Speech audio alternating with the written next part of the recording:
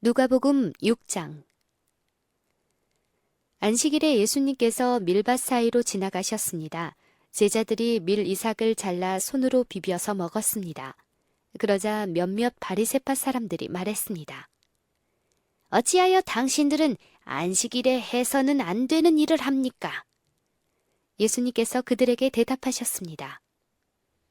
너희들은 다윗과 그 부하들이 굶주렸을 때 다윗이 한 일을 읽어보지 못했느냐?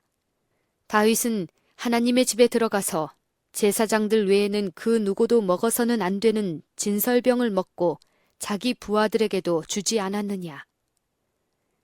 예수님께서 바리새파 사람들에게 말했습니다. 인자는 안식일의 주인이다. 또 다른 안식일에 예수님께서 회당에 가셔서 가르치고 계셨습니다. 거기에 오른손이 오그라든 사람이 있었습니다.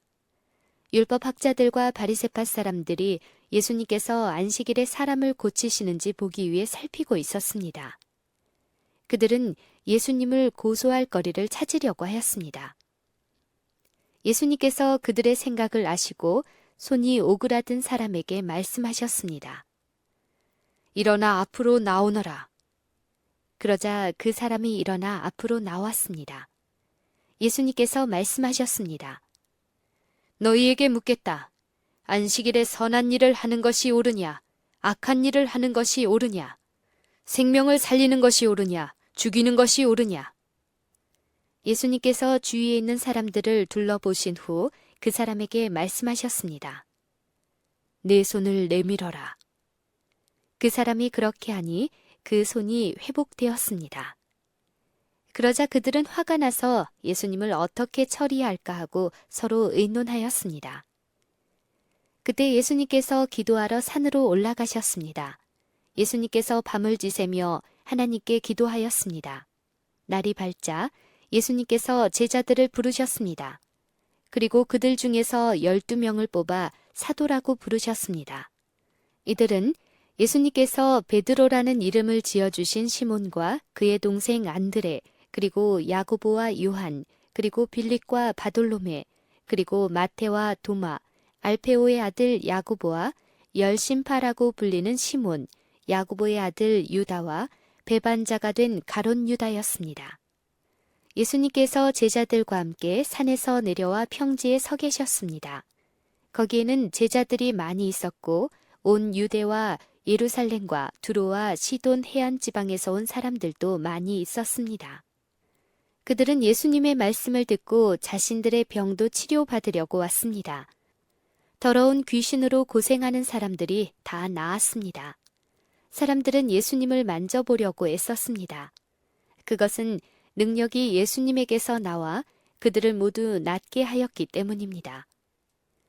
예수님께서 눈을 들어 제자들을 보시고 말씀하셨습니다.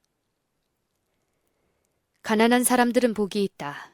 그것은 하나님 나라가 저희들의 것이기 때문이다. 지금 굶주린 사람들은 복이 있다. 그것은 너희가 배부르게 될 것이기 때문이다. 지금 우는 사람들은 복이 있다. 그것은 너희가 웃게 될 것이기 때문이다. 인자 때문에 사람들이 너희를 미워하고 너희를 배척하고 욕하고 누명을 씌울 때 너희에게 복이 있다. 그날에 기뻐하고 뛰어놀아라.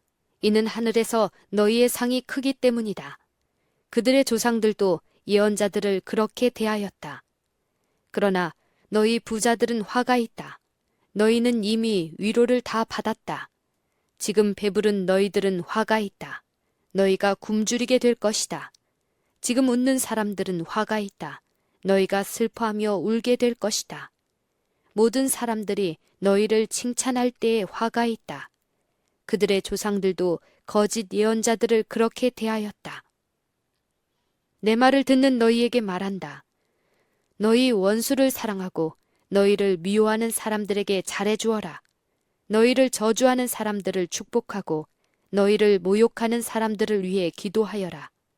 누가 내 뺨을 치거든 다른 뺨도 돌려대라. 누가 네 겉옷을 빼앗거든 속옷도 거절하지 마라. 달라는 사람은 누구에게든지 주어라.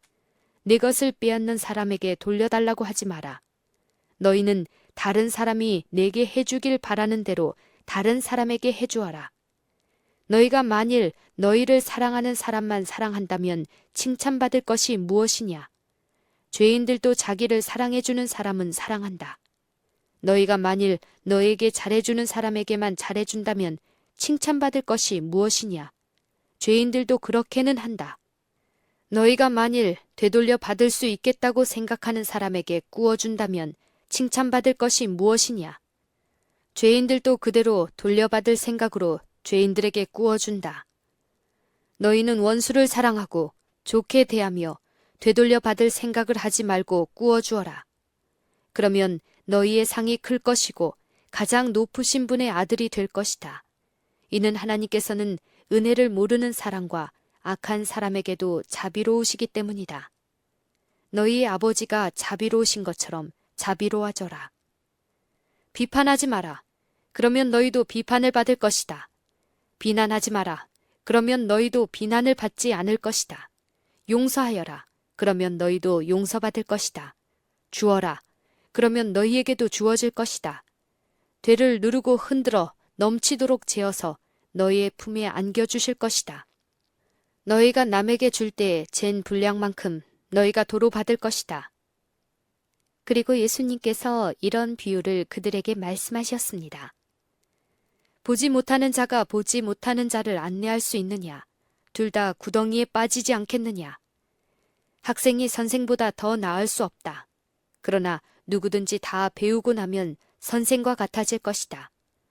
어찌하여 너는 형제의 눈에 있는 작은 티는 보면서 내 눈 속에 있는 큰 통나무는 보지 못하느냐?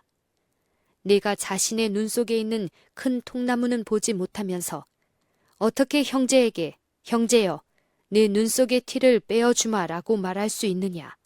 위선자여 우선 내 눈 속에 있는 통나무나 빼내라. 그런 다음에야 내 눈이 잘 보여서 형제의 눈 속에 있는 티를 뺄 수 있을 것이다. 좋은 나무가 나쁜 열매를 맺을 수 없고 또 나쁜 나무가 좋은 열매를 맺을 수 없다. 나무마다 그 열매로 안다.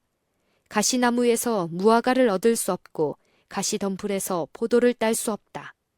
선한 사람은 그 마음속에 선한 것을 쌓았다가 선한 것을 내고 악한 사람은 그 마음속에 악한 것을 쌓았다가 악한 것을 낸다.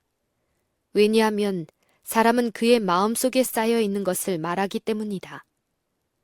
너희는 나에게 주여 주여 하면서 왜 내가 말한 것은 행하지 않느냐? 누구든지 내게 와서 내 말을 듣고 그대로 하는 사람이 어떠한 사람과 같은지 너희에게 보여주겠다. 그는 땅을 깊이 파고 바위 위에 기초를 놓고 집을 짓는 사람과 같다. 홍수가 나서 물이 세차게 들이치나 그 집을 넘어뜨릴 수 없다. 그것은 집이 잘 지어졌기 때문이다. 그러나 내 말을 듣고도 그대로 행하지 않는 사람은 기초 없이 땅 위에 집을 지은 사람과 같다. 물이 들이치자 그 집이 즉시 무너지고 피해가 컸다.